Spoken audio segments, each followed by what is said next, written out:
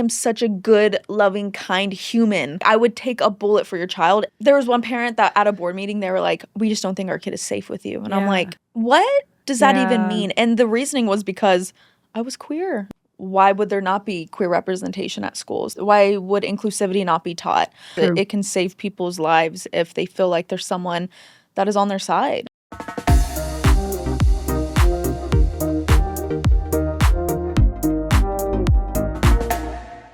Hi, Kinley. How are you? I'm good. How are you? I'm good. Welcome to She Comes With Baggage. I can't believe you're in Los Angeles. I'm here. I'm here in the flesh. This is crazy. This is crazy. But I'm happy to be here. But by the time this comes out, you'll be living here, so it's okay. I'm putting that We're out manifesting there. it. Yeah, we're manifesting it. We're manifesting it. No, that's the plan. Okay. That is the plan. Well, where are you based right now then? I'm in Austin, Texas. Me and my partner, we're in Austin, Texas. Yeah, and I do my podcast there. Yeah. And I'm doing my thing there. Okay. Are you're born and raised in Austin or? So no, I grew up. Okay, so this is weird. Yeah. So I was born in Connecticut. Super random. Okay, yeah. My dad was in the military. So born there. I was there for like 6 months. Like a little baby. like a little baby. And then we moved to California because my dad was in the military. Okay. And then I lived in like the San Diego area for like 10, 11 years. Yep. And then we moved to Texas, and then I went to college in the Austin area. Sorry. Okay, I'm just like giving you all the details. No, but I love it. So then, okay. So you kind of lived on, you went on the coast, and then you're back to Texas. What is you moved to Texas when you were like 14, 12, 14, something like that, right? Yeah, I was like in 7th grade. Okay, I don't even know. When I like 15, 18. Like last week, or I think that my thing with kids, I'm like, they're this old, and I gauge their age by how tall they are. You like, know, they're it's this so old. funny. Whenever I see children, I'm like, I don't know how old you are. Like, it's hard for me to be like, especially babies. Like, like newborn to like a year. I'm like, what month are you? It's hard to like know the year. And then you have those parents that are like, they're 467 months old. And I'm like, can you relax? You're like, let me get my calculator out. What is this? It's so funny though. But yes, moving from California to Texas, it's actually funny because whenever I lived in California and I was telling them, hey, I'm going to move to Texas, they were like, do you guys ride horses to school? And I'm like, are we being so for real right now? Like, Texas is a place where people have cars. Like, I'm confused. Yeah. And Austin is a big city, so it's like I'm sure you have a community there as well. Oh, totally. Yeah, Austin has a big time. queer community. Yeah. And that's one thing about Texas is, I actually go out there a lot that, there are hubs where there are queer communities. Oh, and totally. I know that the political, media will tell you that all of Texas is this big red state. And there are definitely huge pockets of blue. And the big pockets of blue almost are more, I don't know, impactful, in my opinion. I would hope. But, because every time I've been to Dallas, and then my friend Sharon is from Houston. So, every time there's a huge queer community there, which I'm like, I love to see that. Yeah, it's like the big cities are usually the ones that are more blue, for sure. Right. But it's unfortunate because, the redder parts of Texas, it just feels like it's not that they're stronger, but it just feels so much more heavy. Yeah. I don't know what the word is. Like, it just feels like the blue's kind of like not there. Yeah. Well, I think honestly, and we'll talk about this too, but I feel like sometimes the hate and the fear mongering feels heavier. Mm-hmm. Like, you can feel people when they have that energy about them versus people who are like, yeah, do what you want, live the life you want to live. You know what I'm saying? Which is, I think it takes way more energy, but we would definitely jump into that. So I wanted to ask you, when you were looking back, do you have any teachers or role models when you were growing up that kind of wanted to inspire you to take a step into creativity or education? So it's funny. So I didn't know I wanted to be a teacher. Okay. Until I was in college, and I went to college to be a therapist, actually. But then I took this class that was so hard, and I actually failed it. And that just ruined it for me. I was like, I love psychology, I love all of this. And so I took enough classes to have a minor in child psychology. Yeah. So I was like, what can I do with this child psychology minor and find a major that kind of works together. Right. And so I was looking, and teaching was that. So I wouldn't say there was anyone in specific from my childhood that helped me realize I wanted to be a teacher. I was literally just in college, and I was like, what should I do with my life? Okay, yeah. And what kind of flows with child psychology? And I was like, teaching. Yeah, I mean, it makes sense. It goes hand in hand. Yeah, and how old were they? This tall, like the kids, like that I taught? Yeah. They're like, what is the age? And I'm like, I don't even know. Yeah. They were kindergartners. Okay, got it. Well, tell me about your coming out journey. What was that like? Was it an evolution to recognizing or becoming more self-aware of your queerness? So coming out journey, oh gosh. Yeah, I'm like, we're throwing it in. We're getting real deep already. We're like 4 minutes in. Let's talk about my coming out journey. In high school, I knew, I was always very curious, but I was with a man for like 4 years, like all of my high school. Mm-hmm. And so I didn't ever I was a very loyal girlfriend. So I was like, I'm not going to try to experiment or like figure it out. But I would always see girls and be like, oh, like she's kind of cute. Right. But I never acted on it. And so college, of course, is where a lot of people go and they experiment, they, find themselves. And so, I got on the apps, of course. I used it as like men and women. Because at first I was like, what am I? Yeah. I don't really know. I dated men, really wasn't a fan of it, but I was like, that's kind of like the norm. So maybe I should keep it men, but also women. Right. It's almost like that step into, like you don't want to dive all the way through. Yeah. Well, I mean, do you remember what year this was? Or oh gosh. Because I had a similar story where I came out in college as well, but at the time, when I finally went through my evolution of starting to recognize that, I might be a little queer. Like I might be a little. I think the only app at the time was Tinder that had the option to do both orientations. Yes. So I was like, that was my step into it, was Tinder. And now I look back at it and it's like Tinder has evolved, you know what I mean? But Tinder's something else. I will give them credit that it was one of the only apps that allowed you to put anybody, like have a spectrum of options. So mine was Hinge. Okay. Hinge at the time. Yeah, I ended up coming out to my family because I was like, this feels right. Yep. I don't feel like confused and like grossed out when I'm with women. Yeah. And so I came out and it was great. My mom and my dad were amazing. Okay. My mom had questions, of course. Yes. But it was just her trying to learn. She grew up, Christian, and she grew up very, I think it's like Southern Baptist. Yeah, that's what we were, yeah. Yeah. And so it's very like looked down upon. And so she just had a lot of questions, but my dad was like, you're Kinley, like nothing changes. That's so nice. It literally doesn't matter. And did you have siblings as well? I have an older sister. Oh, you have an older sister, and how was that? Also, did you come out to her at the same time? Oh my God, she already knew. Okay, sisters know. They do. Corianne, she knew. She knew, but she was also like all through high school. She had like a ton of like queer friends, and she was like the only like straight one, which was hilarious. That and is so funny. She was like the person that helped me feel comfortable to come out, because she was like, so nice. Who cares? Yeah. So she was like my biggest support system. I love at that. The time. Yeah, my sister's so I'm the oldest, but the middle one, I told her first out of everybody. Yeah. And she goes, I know. And I'm like, what do you mean, you know? And she was like, look, like, you know how like little, like sisters can roast you while also being supportive? So she was like, bitch, look at you. Look at how you're dressed. Look at your hair and your ponytail. And look at this and look at that. Look at your nails not being done in like 3 years. I was like, can you relax? Like, can you chill out? Like, okay, I get it. Like, you knew before me. Cool. But she was like, but no, I support you no matter what. Like, you're still the same. And so that gave me the courage to like talk to my other family members. My youngest sister at the time was definitely more religious because we grew up in Southern Baptist, and so she was very, very much involved in the church. So it took her a long time to come around to understanding.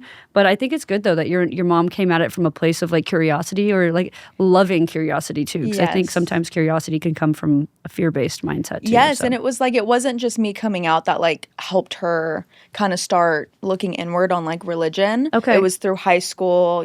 Politics were like the thing. Like me and my sister, we really dove into it, learning about like, which side we're on and that kind of stuff. And we really educated my mom on a lot of things through high school before I even came out. So she was already kind of questioning certain things about how she grew up. And then when I came out, it was like a fucking like smack in the face. And she's like, okay, maybe I should like rethink my whole life. And I'm like, maybe you should, Mom. Love ya. So you're coming out almost kind of pulled your mom out of this like societal 100% mindset of like how everybody has to fall in line in certain ways, right? 100%. Okay, that's actually really empowering though, I think, because I talk about it a lot on this show that when we come out, we have to learn about what being queer means and what that looks like and what the societal the societal norms are. Because even in the queer community, there are quote unquote norms, which I'm like, can we relax? Like you're trying to break away from these labels and from these stereotypes and all of that. But we'll definitely get into that. But I think that what I try to remind people is like parents, if we don't have representation, our parents definitely didn't have representation. And of course, giving them grace only so far, but then you have to be able to allow them to have the educational tools to learn as well. Some parents, unfortunately, don't want to learn.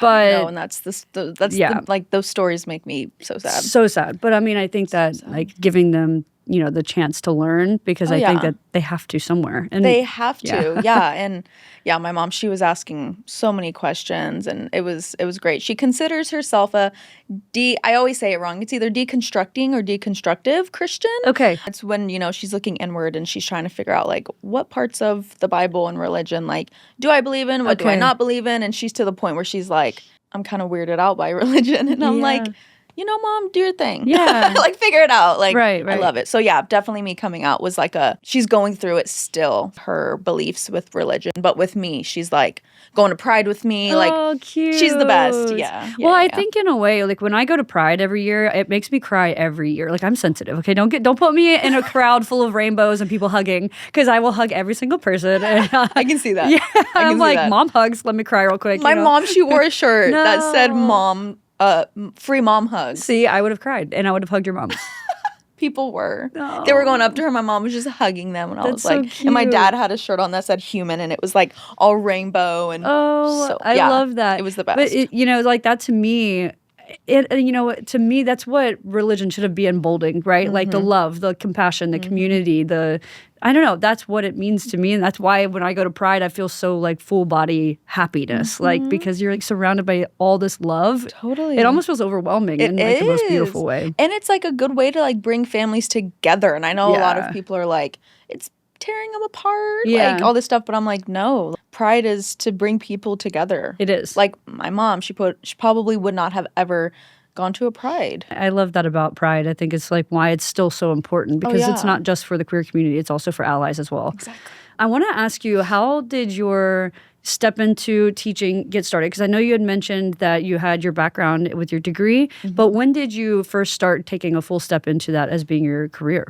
So I was very lucky. Right after college, I graduated and I got a job as a teacher. Okay. So I became a teacher right after college at a charter school. So immediately after. Yeah. And you were teaching in the South, right? So this was in Texas? This was in Texas, yeah. With the educational system in particular with Texas, we have talked behind the scenes about how, the curriculum was what it was, but you were kind of just doing, like bringing on lessons and movies that were just more open-minded, but not inclusive. In an indoctrinating way, but in an inclusive way. Why was it important for you to create a safe space for children in your classroom? Yeah, so like let me preface, like they're kindergartners, so like I wasn't speaking or talking about my sexuality. I wasn't talking about, the LGBTQIA plus community, which like that's a whole other topic. I still think it should be talked about, but I'm living in the South, so I was like, I need to be careful. I still wanted to teach my kids that families look different, people look different, relationships may look different without saying that.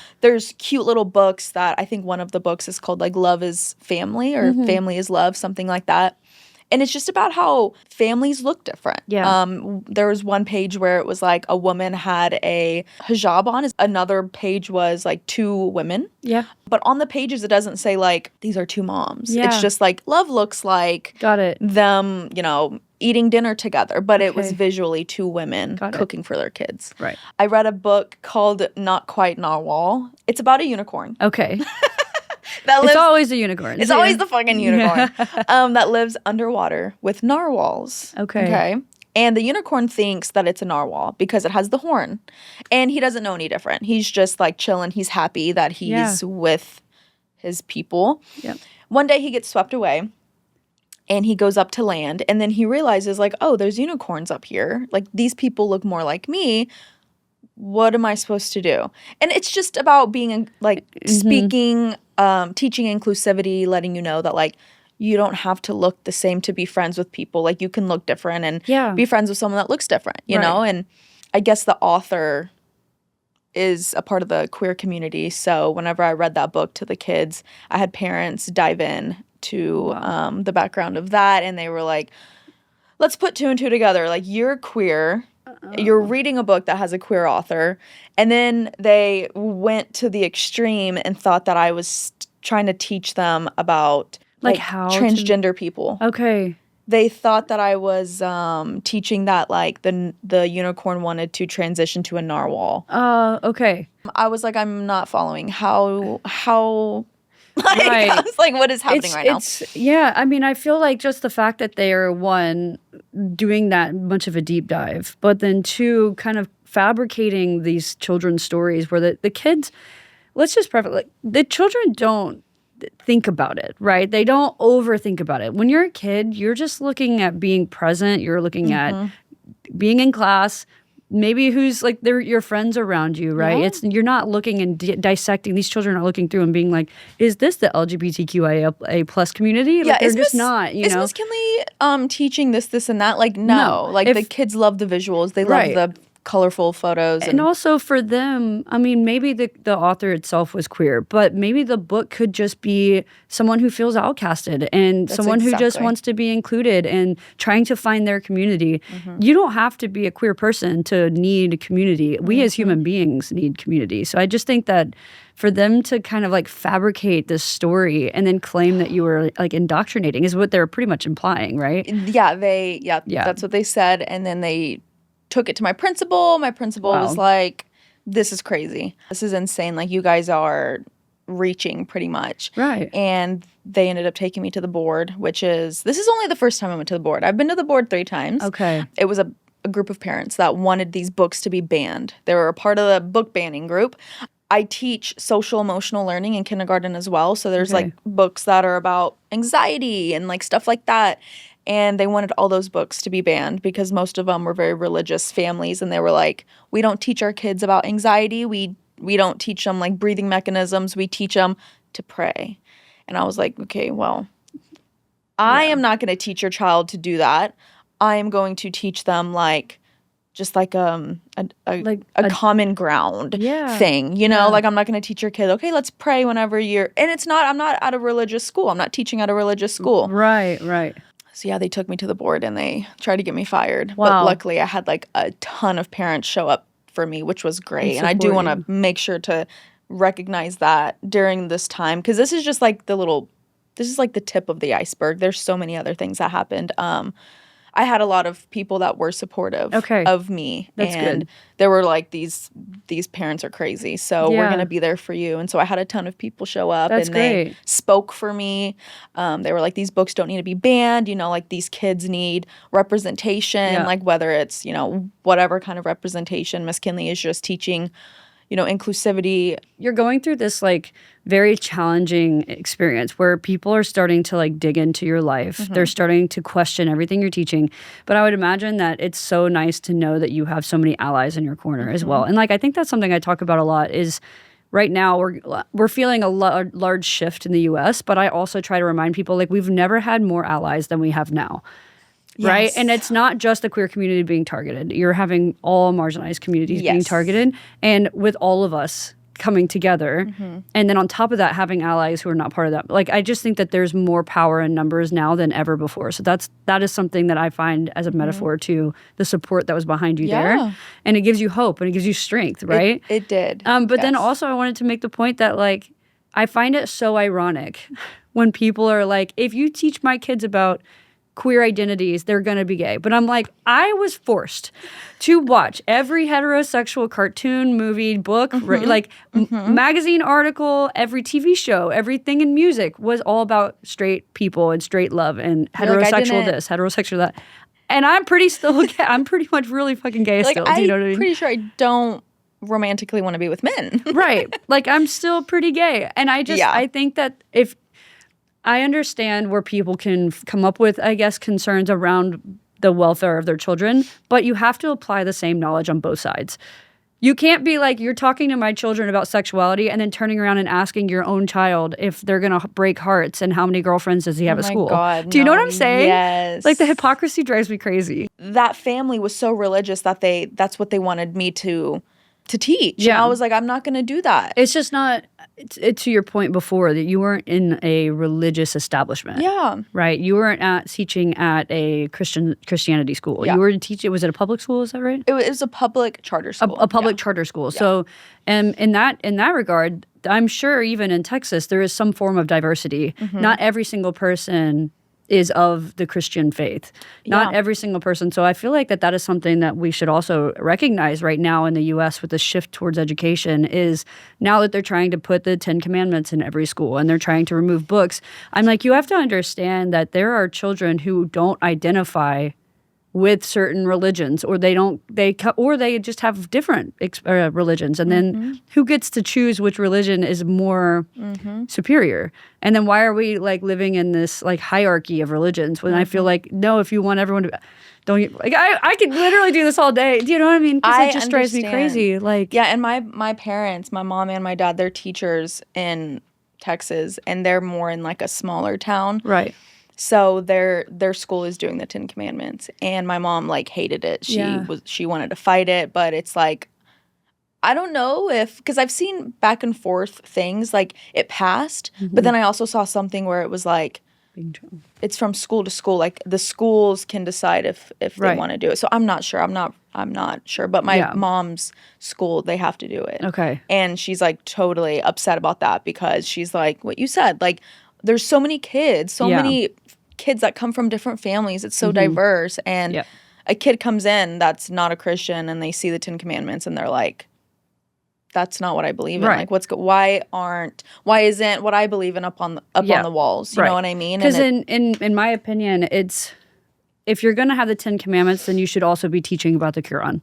Do you know what I'm saying? But if you were to say that out loud and be like, I believe that every class should include teachings from the Quran, you know that the same people who are forcing religion in schools will pitch a fit because it will not be the religion that they approve. And to me, the hypocrisy in that is not fair because there are children who come from Islamic backgrounds, or there are kids that come from Buddhist or Hinduism. And so like when you pick and choose certain religions to teach, I don't know. It makes them feel inferior. Yeah. Right? Absolutely. Like that's the right word. Yeah. Absolutely. It makes them feel inferior and it makes them feel like Christianity is better. So. Absolutely. Well, whenever you were going through this challenging period and you were taken to the board and now you've got people behind your corner, but also people who are diving into your personal life. They're finding photos of you online.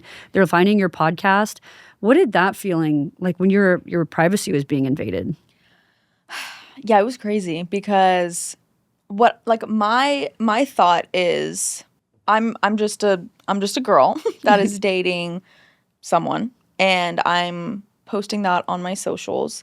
Why, like, this is outside of work. Why are we bringing this into the workplace? Like, I'm confused. Like, why is this a problem? And so, I didn't feel good. I mean, there was something like every week that a parent had a problem with, whether it was Black History Month. Like, I teach them Black History Month. Like, hello. We don't, like, deep dive into, like, slavery and stuff like that just because, like, that can get very intense for the little ones. True. But we still do talk about, like, slaves were a thing, and we kind of, like, graze over it. It was actually a teacher that worked at my school. I had her kid, and she was very homophobic, and she knew who I was, and she knew about me. And she tried to go to my boss and take me to the board because I was teaching Black History Month, and she said that it's too woke for her family, and, like, her child doesn't need to learn about that stuff. And I'm like, but then whenever people started to deep dive, it was like, this is crazy. They found my podcast. There was an old Twitter account that I had from college. I was in a sorority, so they made sure that we didn't post certain things. Like, we had to be aware of what we posted on socials. And so I was very aware after, like, I got out of my sorority. I was like, that's a good thing to keep in mind, you know? But there were some political things that were going on in the world that I was like, that's fucking insane. And so I would, like, subtweet it. Is that what it's called? Yeah. Or retweet it, whatever. I don't remember what it's called. And I think it was Greg Abbott. Greg Abbott, he posted something about how if you're a teacher and your student, one of your students, if they tell you that they're gay or they are out at school, it is your job as a teacher to out the kid to the parents because the parents have the right to know. Like, if people at school know, the parents should know. Okay. And I commented on it, like, subtweeted it, whatever it's called, and was like, as a future teacher, I think this is like extremely like harmful. Like the kid comes to school, maybe this is their safe place. Yeah. Maybe like the teacher that they have is like a safe place for them so they feel comfortable enough. Or like, you know, they come out to their friends and, you know, just safe space. And then let's think about maybe why they haven't came out to the parents. Right. Let's think about that. I commented and I was like, this is insane. Like, as a future teacher, I would never do that. Like, it's harmful. Like, why aren't people thinking about this? Like, I was just so confused. And so they found that tweet.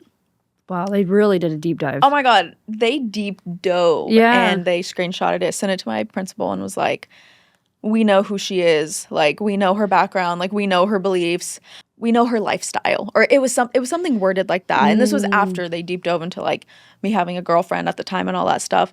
And so when they said like, we know her lifestyle, I was like, I just think like these people have so much time on their hands. I do not have the time to go into someone's past and look up all their stuff. Like, do you know that there's some lady like on the computer, like in the middle of the night, all the lights in the house are dark, just the screen, and she's literally like fantasizing about like catching you. And I'm like, you are not an investigator. Like, relax, Karen. You know what I mean? That was like, literally like 4 parents. Oh my God. 4 or 5 parents doing that. And you to know me. that they had a group chat.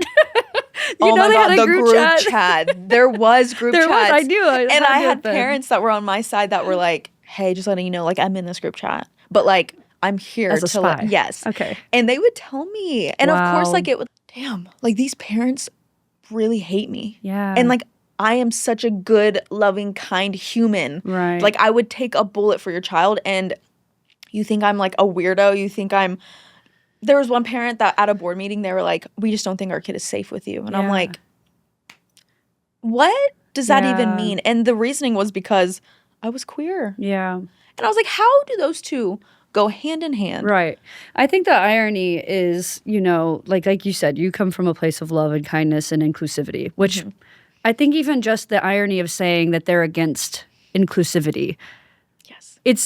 They're against inclusivity. And when you talk about DEI, diversity, equity, inclusivity, these are like, whenever my family from back home, because I'm from Tennessee, and they're all very, very different mindsets, similar to these parents, where they're like, yeah, get DEI out of there. I'm like, which part? Which part? The diversity? And they're like, well, no, that's not what that means. I was like, no, it means the diversity, the equity, and the inclusion. And they were like, no, that's not what that means. I was like, no, but You're like, because let's they've educate almost ourselves. removed a word association with it, right? They've weaponized this, you know, this one acronym. Yes. And then they've removed what it actually means behind it. And so whenever these parents are basically like bombarding you and being like, how dare you teach inclusivity to my kids? It also makes me wonder if it's like, if they're so against you because they're also creating unsafe environments for their kids at home. Because I think when people are this hateful, it's because they're projecting something. And I feel like if they're this upset with you for quote unquote endangering their kids, like, what is going on behind the closed doors at home? 100%. Do you know what I mean? And what's funny is like the word inclusion, they would never be like, you can't be teaching my kid inclusivity, because that would sound crazy. Like, I think they were aware enough to know that. Like, they would just be like, indoctrinating. You're indoctrinating. Okay. But it's because I was teaching inclusive books. But, you know, the inclusive books are just too much for them. So it's just like, it was crazy. But yeah, I got sent to the board like 3 times. Okay. Podcast, oh my God, when they found out. So I didn't start my podcast until like my 2nd year. Okay. My 1st year, it was bad. Like, it was brutal. But I was like, I'm still starting this podcast. Like, fuck it. Like, I want to speak about, you know, my experiences, whatever. When I first started, I didn't really know that it was going to be like interview based. I was just like, I'm just going to speak my mind. Yeah. And so my 2nd year, I started my podcast, and that's when they started to deep dive and they found the podcast. So the 1st year, they didn't even know. Like, that wasn't a thing. Okay. But when I first started, I told my principal, I was like, hey, I know last year was brutal. Yeah. This year might be even worse. Because you like prefaced it. Yeah, I'm like, I just want you to know, because I do have a podcast, and it's it's very out there. It's very political, very controversial to some people, you know. Your principal is probably like sweating bullets now. They're like, fuck. At the time, she was so amazing. She was like, as long as it's not in school, as long as you don't talk about talk about like the school or like drop names of people, you're good. I was like, amazing. I just want you to know, like, parents are probably going to be pissed. Like, I just wanted to make sure she knew. It was always the same parents. And, like, I think that's why my principal was like, don't even worry about it. Yeah. So my charter school that I used to work at, it was from kinder to senior year. Okay. And parents that were, like, kids of, like, 12th graders, they would also be going to these board meetings, getting on my ass. And I'm like, your child is a senior. Why are you coming to this board meeting to get on my ass when your child is not even involved? Like, I'm confused. Yeah. And so I was the talk of the school when my podcast came out. It was, oh my God. It was insane. But then I also had a lot of people that were like, this is fucking awesome. Like, I love this. Like, it's, you know, representation. It's good. You know, I don't know how, like, I kept showing up for work because I was like, every single day it's something different. Yeah. But there became a point where they were either like these complaints and these people were just relentless, right? Yes. I mean, and this is blatant homophobia, right? 100%. This is people not even talking about your work anymore. And what happens in school. They're finding everything about your personal life, your love life, your personal hobbies, right? And like, I could imagine there's a level of like fear around how far these people would go, like doxing, where people take your personal information, like your phone number, your address, and they put it online for other people to find it. So it basically endangers where you live. You know, I don't like these things happen where people start going down this rabbit hole, and if you get doxed, it's like basically putting your personal information online, and that's like a whole thing that happens, especially like for queer people, especially public figures or public in a way. You're very public with, you know, putting your podcast out there, but also being a teacher, right? Like, it's just endangering because this is a slippery slope that people go down when it comes to this like deep-seated fear, deep-seated hate. Whenever I was at these board meetings, I would make sure to let these parents know, I respect that the way that you guys live is the way that you guys live. Like, I understand that you thinking that me reading this book to your child is just going to harm your child. Like, I will respect that. I try to put myself in their shoes because I'm like, as a parent, they think they're doing the best that they can. They think that, you know, this book is bad. They think that having a queer teacher is bad. I tried to put myself in their shoes. Another thing is whenever they found my podcast, that the group chat, they sent it and they went on there and rated it. Wow. So bad. Oh, no. And so it was like a 4.9 and it went down to like a 3.5. And I was like... So, of course, so then now they're just petty, right? And it was never any like written reviews. It was just like the 1 star or whatever. The irony is, because I know that you can't leave a review unless you listen to a certain amount of hours. That's what I find funny. They're like taking the time to listen. Yeah. Oh my God, I didn't think of that. I was curious too, you know, as a teacher, why do you find that, you know, it's so important to create those safe spaces for children, even if it's not talking about LGBTQIA plus identity, but just talking about like, you're welcome here, no matter who you are, no matter like, why is that so important, do you think, for teachers to create those safe spaces? At home, sometimes it's not a safe space. You know, if they're at home, they don't feel like they can be themselves. And so when they go somewhere else, whether it's a school, whether it's, you know, a soccer practice or whatever, I feel like there should always be someone that is a good representation of like for them, you know what I mean? Right.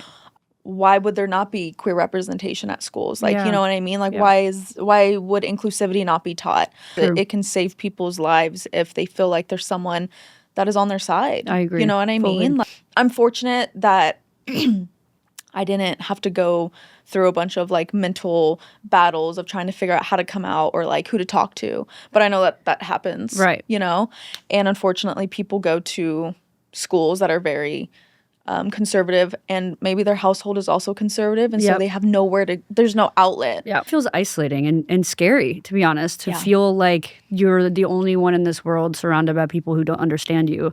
And I think, you know, being able to go to school and find a safe haven is really important. You know, right now we're seeing the politicization of our community in every single direction. Like right now there's the Executive Order 14190, which basically prosecutes teachers for affirming their students' identity, right? So let's say a student says they come to school and they feel more safe, and they say to you that my pronouns are she, her, right? And if you were to affirm that, to agree and be like, okay, I recognize you as she, her, and I will call you by your name and your preferred name.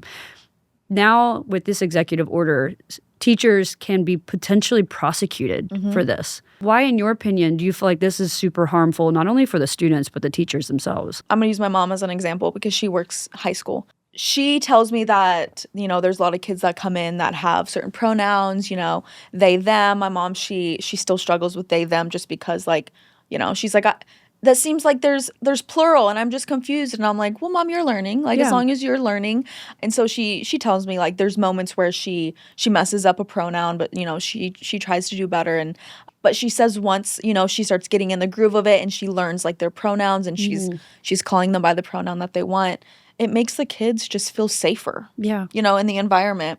I think it's insane that teachers can be prosecuted for that. Like, what? Like, it's just, we're just focusing on the wrong things. Like, there's so many shootings in schools. The majority of mass shootings are coming from white cisgender men. But we don't want to talk about that. White, straight cisgender men. And I think that's where, again, we keep going back to this word hypocrisy because it's just like there's so many hypocrisies. And it's like this like, I don't know, this diversion of being like, look, here's the problem. And my problem is my kid doesn't feel safe because I can't, as a parent, make them feel safe. So I'm going to be pissed at the person that can. Or like, we did just have a mass shooting with someone who is transgender, that is a terrible, terrible thing. But you also have to, at the same time, address all of the other ones that have happened that people turn a blind eye to and just say, we just pray. You can't, because thoughts and prayers. I think that, I think, again, if you're going to talk about keeping kids safe, you have to do it fully, right? Like, you have to do it fully and understand that you can't just, like, pick and choose, again, what you're considering safe. And it's like, okay, you take gun rights away from the transgender community, but then what? Shootings are still going to happen. Right. We're just focused on the wrong things. Absolutely. Like your mom said, whenever you do use their preferred pronouns or their preferred name, do you see a difference in students just based on how they show up? Oh my gosh, 100%. Like, I mean, I'm kinder, or I did teach kinder, not anymore. So the pronouns, like, weren't really a thing. But I was at a K through 12, and there were, older kids that came and talked to me. And there was one kid that came up to me that was like, one of your episodes, and I was like, oh God. I was like, wait, you know that I have a podcast? And they're like, oh my God, yeah. But long story short, they were like, it made me feel like I have a safe space at school. Even though you're not my teacher, I feel like I could always come and talk to you. And I was like, that when you show up and you accept them for who they are fully without questioning and being like, well, why is this that? Why is it that? Just being like, okay, like, cool. Whatever you like. And the way I see it too is, you'll never be able to have everyone's lived experience. It's not going to happen. All we have is this one lived experience that we are going through in our own body, right? But you have to understand that your lived experience is the exact same complex lived experience that someone else is living. And whether or not we're going through the exact same things, you have to understand that they deserve the right to live it to the fullest. And I don't believe in having to, like, minimize someone else just to make myself feel better. I just don't get it. And it's like, why are we minimizing somebody else's just because, like, maybe it's different to us? Right. Absolutely. Like, you don't have to understand through personal experience, but just to respect someone else's lived experience. To us, it's like a no-brainer. Right. But unfortunately, like, there's so many people that are like, no. Right. It doesn't make sense to me. So I'm just not going to be a part of that. I would love to talk to you about the banned book collection that we have going on here, because there's quite a few in the U.S. There's a long, long list of banned books that are happening right now. Like popular books that we read when we were in high school, like To Kill a Mockingbird, because it has conversations about race and talking about people being like racism and people taking advantage and like oppressing the Black community, right? In your opinion, when it comes to these banned books that are being removed, that are talking about gender identity, talking about sexual orientation, talking about racial identity, like when it comes to these books that are being banned, how do you think that reflects on the children, especially the ones, the students that see themselves reflected in these characters that are being banned? It's kind of like the 10 Commandments going up. The kids that aren't Christian, they're like, what the fuck? Like, what's going on? Like, I feel inferior. So I feel like when these books are being banned, that, the characters in the book kind of represent one of, like, the kids, like kids that come to school, makes them feel inferior. You know what I mean? And it just shows that America is so white male driven. Yeah. very Christian, very, and so it just makes them feel inferior. Yeah. And I actually had a friend that worked at my school. She was an 8th grade teacher, 7th grade teacher. She taught English.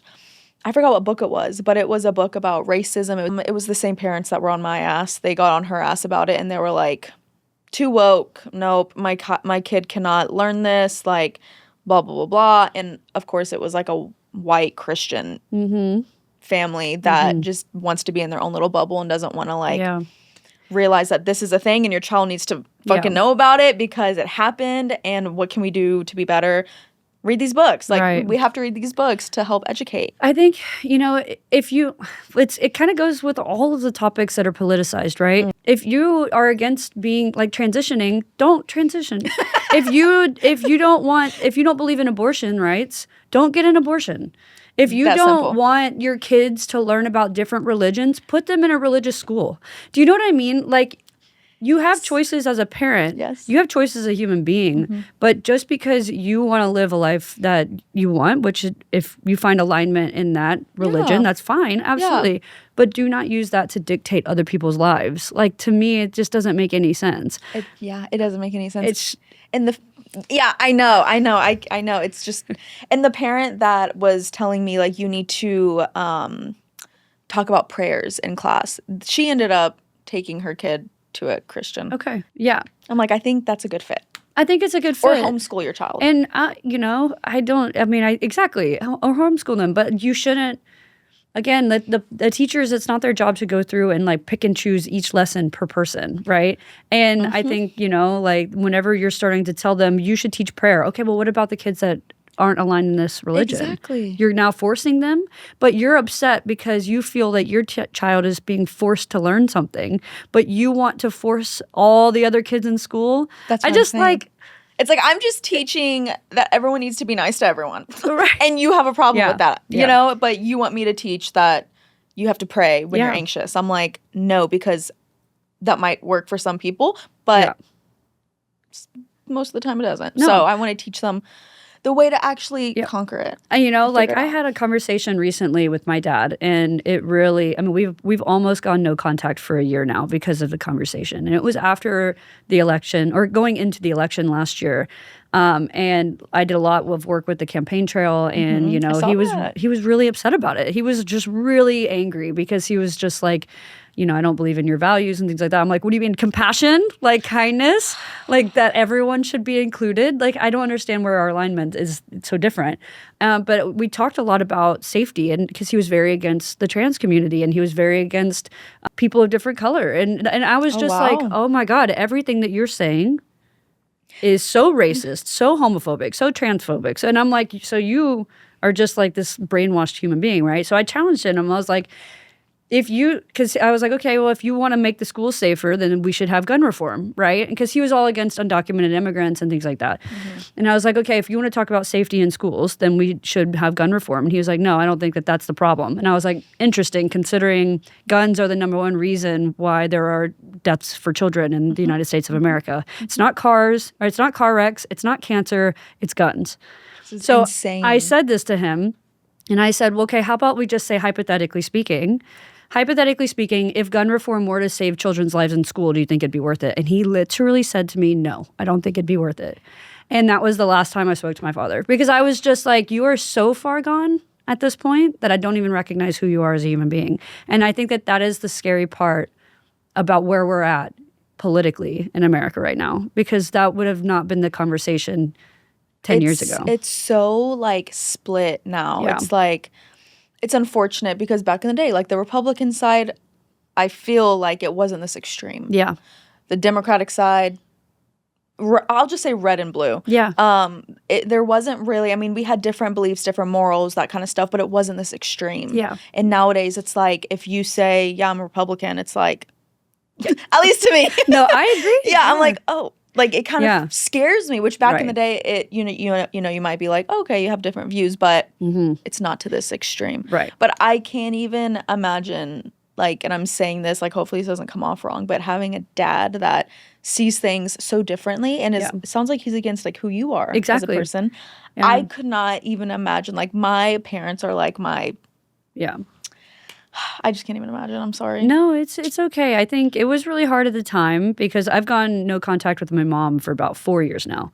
So then to have my dad also then come out and pretty much say that he's against who I am as a person, which is interesting because coming out, he was fine with it. Like when I came out 12, 13 years ago, he was like, okay, I just want you to be happy. And to see the transformation from that to where we're at now, where he is saying homophobic things, when he's saying transphobic things, and I'm like, where was this always there, or is this something that you have now indoctrinated yourself with? Do you know what I'm saying? Yeah. And I'm like, you have to really like take a step back and realize where these new opinions are coming from. 100%. I want to ask you, speaking of mental health, because let's talk about it. Let's talk about mental health because that's what I need right now. I want to ask you, like, whenever you were going through these periods where your privacy was being invaded, your personal life was being, looked at under a magnifying glass, how did you protect your mental health during that time? You're like, I didn't. You're like, I honestly, I really don't know how. It was extremely hard to be present whenever I'm teaching and like be thankful. Like, I know that sounds kind of like I was happy to be a teacher whenever I started, but then I was like, I love the kids, but like, fuck this. Like, what am I doing? Like, why am I still showing up? Like, I'm showing up for these kids. Like, that's why. These kids need me. And I know I'm a good person. And I'm making them good human beings. Right. But why am I doing this? And so after a while, I was just like, my mom and my dad, I spoke to them. My partner, I was just always talking to her. I don't know, just surrounding myself with good people, good-minded, like-minded people. My mom is very good at telling me straight up how it is. And so it was actually, I had arguments with her because she was like, I don't know if I'd be comfortable with my teacher having a podcast that's like this. And I'm like, okay, Mom, like, let's talk about this. Why? Right. And now she's like, yeah, like, people need to differentiate the two. Like, you having this podcast doesn't have to flow into your workplace. Like the weekends, I might be at a club shaking my ass with my partner. Definitely not doing that in the classroom. No, yeah. So I'm like, I just think, it drives me crazy too, because it's like teachers aren't these like robotic human beings. Like they still have human lives outside of the classroom, right? And also, if you're expecting them to only live robotic lives as teachers, pay them more. Oh my God, let's talk about that. You know what I'm saying? Yes. How are you going to pay them, have a salary that sometimes teachers are struggle with? Like they have to have second jobs. Pay disparities, right? And then on top of that, you're going to go through and make their workplace environment so hostile. And then put all these guardrails and tell them now, not only are you teaching, but I want you to keep a lookout in case my kid starts acting different. And then I want you to, and when I say different, I mean quote unquote different, as in maybe the boy starts painting his nails in class. And now you have, as the teacher who's not already getting the salary that you deserve, to go and teach, like talk to the parents after school about their kids' behavior when you already have 30 plus kids sometimes. It just, to me, it doesn't make any sense. And it's just like, okay, I don't know, like who gets to pick and choose who these teachers are? And the parents, they think that they can pick and choose. Right. And like the thing is, my charter school was like a half day, so it was like I had AM kids and PM kids. Right. So I would have like 15 to 20 kids in the AM. They would go home at like 12. Then the PM kids would come in. So typically there has to be a parent that was like a stay-at-home or like works from home, someone that had the time to pick up their kid midday. And so unfortunately I did have a lot of had a lot of parents that or moms that were stay-at-home and they just had a lot of time to do research. And so I think that's just kind of where it all, I think that's why. Honestly, I don't know. Right. Like, Still to this day. I don't have time. I don't have time to be hateful. Yeah. You know what I mean? I wanted to ask you, like, let's say someone is listening in and maybe they are a student and maybe they're, going through school right now and they don't feel like they can be themselves at home. What is something that you would recommend to them in order to find more confidence in themselves? Trying to find a community. Like, I feel like once you find your people, you kind of start to realize, like, if you're like mentally going through it, when you find your people, you start to realize, okay, who I am is fine, So I feel like finding your community is where to start. I know that can be hard, especially if you're like in a small southern area. Luckily, I was at my school for a kid to come up and talk to me, you know, to feel like a safe space. But some places don't have that. Some schools don't have that. Social media is good. Yeah. It can be good. I don't know. Finding your confidence can be really hard. So I don't know, finding like-minded people, but doing that can be hard. Yeah. So I also think, you know, finding confidence is not linear. I mean, I'm 33 and I have gone through the waves of confidence. Like I like some days I'm really in a bad place. And, you know, we've talked about this before we started rolling about imposter syndrome. Like, and I think that can kind of creep in at any point of any of our lives. So I also think like giving ourselves patience to, you don't have to be confident. And once you're confident, you can't lose it, right? Because I think that comes in waves too. Oh, yeah. It always comes in waves. There's going to be days where you're like, oh my God, no. And then some days where you're like, okay, yeah, I'm good. I'm feeling good. You know what I mean? But having your solid people can help you kind of get out of those ruts where you're like, you know, I don't know, when you're in a rut, your people will be like, hey, let's snap out of it. Like, you know, let's get a good head on your shoulder and let's, you know, keep moving. I think it's important, even if you start with one person and then that one person you can build on to another person, but just even trusting one person, not holding it all in your chest, because that's where it can start to bottle up and manifest itself into like a lot of like mental health issues and like depression and anxiety. Like I think when you start to hide and edit your life for other people, you just start to carry that on such a heavy weight, you know? You mentioned earlier that they basically said you have to either stop the podcast or you can't teach. Yeah. That was basically the direction. And how did you decide to stand on business? You were like, all right, well, that's where it was at. So, yeah, so all of that shit was going on and the podcast was like the fucking cherry on top. So there was one parent that was like, absolutely not. This is crazy. Like there should not be a kindergarten teacher that's talking about this, and that. They ended up having a group of parents go to my principal, and my principal came to me and was pretty much like, we need to talk. And I'm like, okay, great. What are we going to talk about? Yeah. She was pretty much like, this is causing problems at school. Yeah. So you're pretty much going to have to decide podcast or, you know, teaching. Okay. She worded it differently because I honestly think I could have like, if she was like, you can't do this.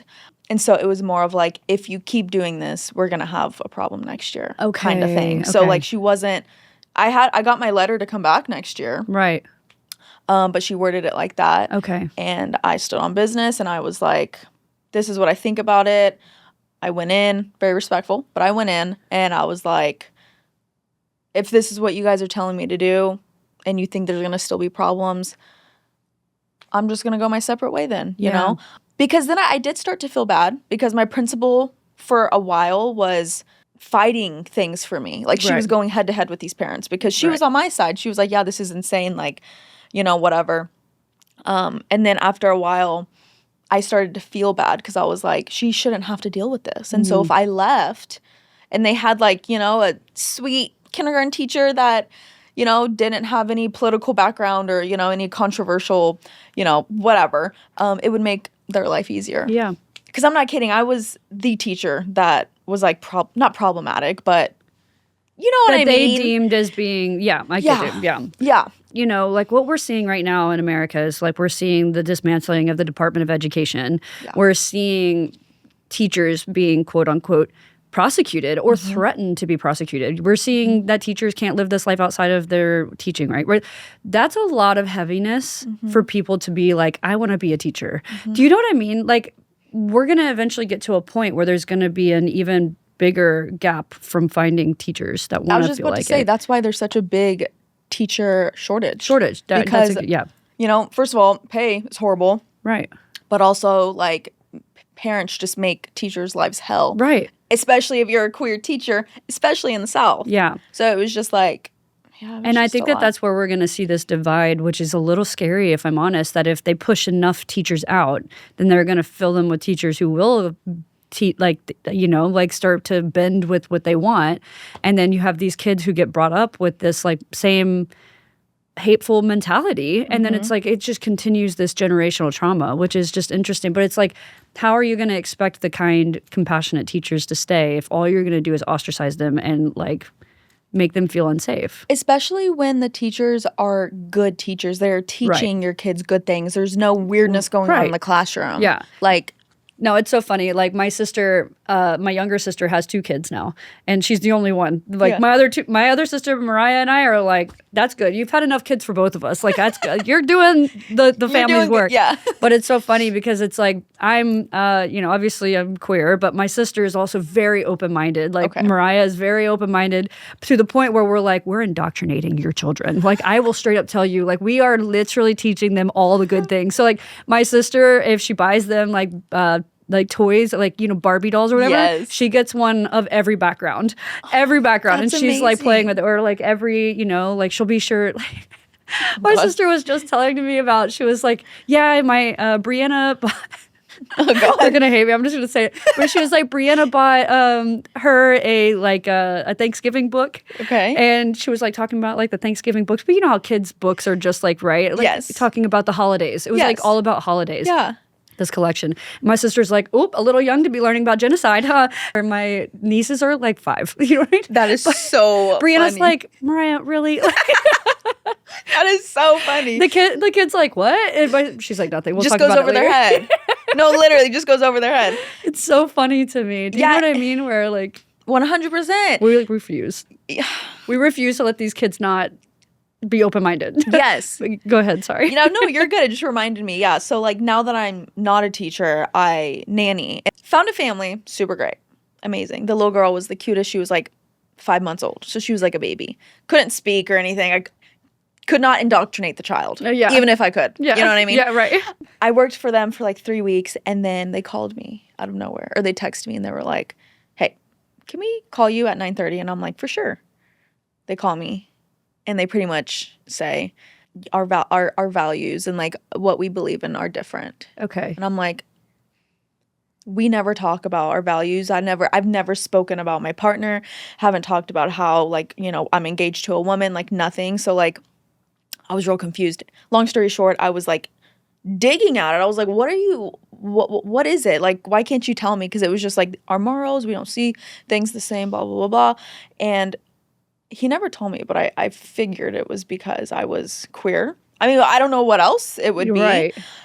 So that was crazy. And I just feel like it's odd to me, like why this keeps happening to me. I'm like, what the fuck's going on? But I now found a family that's amazing. Okay, good. So amazing. Yeah. She has 2 little girls. They're great. I have a bunch of stuff in the back of my car that's for my podcast, and it's like stickers that are like, the queer stickers and like the gay flag and everything. And they like went through the back of my car, and the mom was there, and I was like, oh my God, there's stuff back there for my podcast. And she was like, girl, it's okay.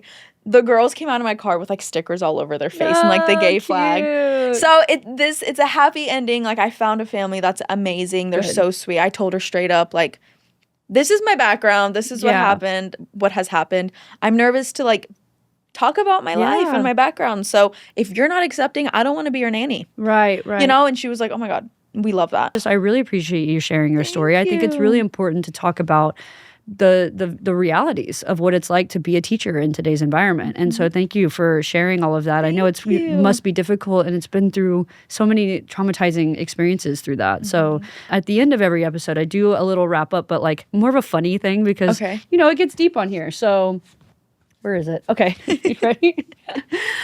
Okay. If you were the principal for your own school, what would your school be known for, and what would the mascot be? All of the queer people would go there. I love it. It would only be strictly queer people and allies. The mascot would be like a fucking like U-Haul. A U-Haul truck. I thought you were going to say a unicorn, like the unicorn in Warhol. But the U-Haul actually works great. That's actually so cute. You know what? If Christians can have schools, why can't the queers? Oh my. Wait. Did we just come up with something? Do you want to come up? Like, should we go in on that? Let's like a queer school, but also for like allies. So it could be coming soon. Why has no one thought about that? People probably have, but honestly, it's in this world, it's kind of scary. That's true. Yeah, hate crimes. Hate crimes are a thing. That's unfortunate that we have to even say that out loud. Okay. Let everyone know where they can follow your podcast. And Lez Be Honest podcast is amazing, and I would love to talk more out of it. I'm like, we ran out of time. It's okay. But this is your camera. If you can let everyone know where to follow your podcast and how to tune in and follow your journey as well. Okay, so Lez Be Honest podcast. It's on Apple, Spotify, and YouTube. Yay! Well, thank you so much again. Thank you. Sorry, I'm sweaty. Oh my God, me too. I'm literally always, so it's all good. But I appreciate this. This is really important, and I'm hoping that people can hear this, and not only just teachers, but other like parents. That maybe the parents can be like, maybe I should relax. I doubt it, but there's hope. There's hope. There's hope. And if not, we take this and we build a concept to go make our own little queer community, and I'm here for that too. Amazing. Coming soon. And that's a wrap on this episode of She Comes With Baggage. If you loved this conversation, please make sure to follow She Comes With Baggage on Instagram, TikTok, and YouTube for more content and behind-the-scenes moments. And if you're tuning in on Spotify, Apple Podcasts, don't forget to leave a review. I love hearing from you, and your support helps keep these conversations going. And just remember, if you are carrying any baggage, you're not alone, and we're all more alike than you might realize. See you soon.